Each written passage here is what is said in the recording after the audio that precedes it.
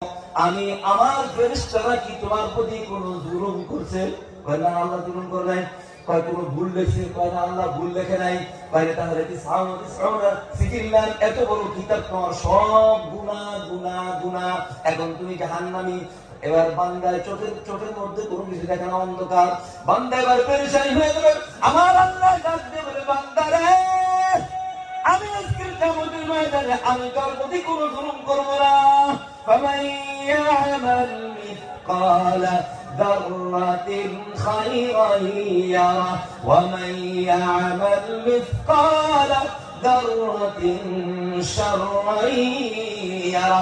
যারা পরিমাণ কোন নেকি থাকলে সেটাও আনা হবে, যারা পরিমাণ কোন গুনাহ থাকলে সেটাও আনা হবে। হযরত লুকমান হাকিমের নাম শুনছেন আপনারা?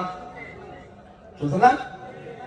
লুকমান হাকিম বলতেছেন, ইয়া বুনাইয়া ইন্নাহা ইন তাকু মিসকালা হাব্বা ইন তাকু মিসকালা হাব্বাতিন মিন খারদালিন ফাতাকুন ফি সাখরাতিন আও ফিস সামাওয়াতি আও ফিল আরদি ইয়াতি বিহা আল্লাহ।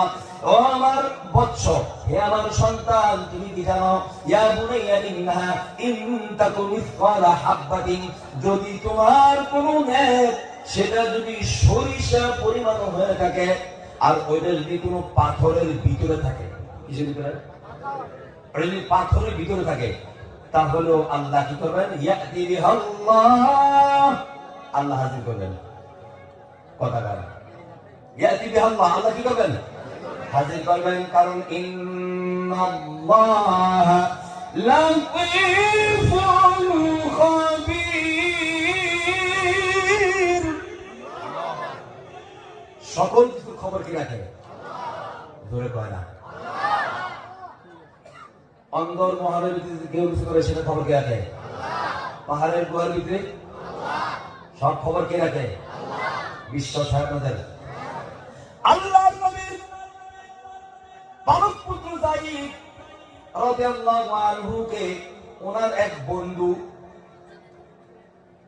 তার সাথে বন্ধু যায়েদ, আল্লাহ নবী কি পালক পুত্র, তার বন্ধু, একসাথে দুইজনে মিলে সফর করলো মক্কা থেকে তায়েফের ময়দানে। ভালো করে শুনেন, দুইজনে মিলে মক্কা থেকে তায়েফের ময়দানে 300 কিলোমিটার তায়েফের ময়দানে আসছে। এবার যায়েদ বলতেছে, আমার শরীরটা ক্লান্ত হয়ে গেছে, চলো আমরা দুজনে গুহার ভিতরে দুইটা বিশ্রাম নেই, একজনে আরেকজনকে পাহারা দিবা, আমি আগে ঘুমাবো না তুমি আগে ঘুমাইবা। এখন বন্ধু হয়ে করতেছে, কয় না আপনি আগে ঘুমান, আমি আপনাকে পাহারা দিই। কে পাহারা দিবে? কথা বলা বন্ধু। বন্ধু বানানো ভালো না খারাপ? কিন্তু বন্ধু হইতে হবে। আল্লাহ বলেছেন, ইন্নাল্লাহা ইয়াকুলু ইয়াওমাল কিয়ামাতি, আমি হাদিসটা বলছি আপনাদের সামনে, ইন্নাল্লাহা ইয়াকুলু ইয়াওমাল কিয়ামাতি আইনাল মুতাহাব্বুনা বিজালালি আল ইয়াওমা উযিল্লুহুম ফি যিল্লি। কেউ যদি আল্লাহর জন্য কোন বান্দাকে ভালোবাসে, আল্লাহর জন্য, তার জন্য আল্লাহর জন্য ভালোবাসে, আমার আল্লাহ বলেন হাদিসে কুদসি, কিয়ামতের ময়দানে আল্লাহ বলেন ওই বান্দাকে আল্লাহর জন্য ভালোবাসার কারণে তাকে আল্লাহ পাকের আরশের ছায়ার নিচে স্থান দিবেন। এই ছায়া আজকে যে আপনারা এই যে আপনাদের মাহফিল যারা করছে, এই যে মেহনতিরা যারা আমার নিয়ে আসছে, আল্লাহর পছন্দ, এরা সবাই আল্লাহর জন্য ভালোবাসে। কার জন্য? এই যে আপনারা বসে রয়েছেন, আমি এখানে চেয়ারে বসা, আমার চেয়ে আপনাদের দাম বেশি। সুবহানাল্লাহ, দাম বেশি না? আপনাদের দাম বেশি, কারণ আপনারা এখানে বসে রয়েছেন আল্লাহর জন্য, আল্লাহর জন্য, ঠিক কিনা? কথা কয় না? আর আমি যে কথা বলতেছি, আমাকে ভালোবাসতেছেন কার জন্য?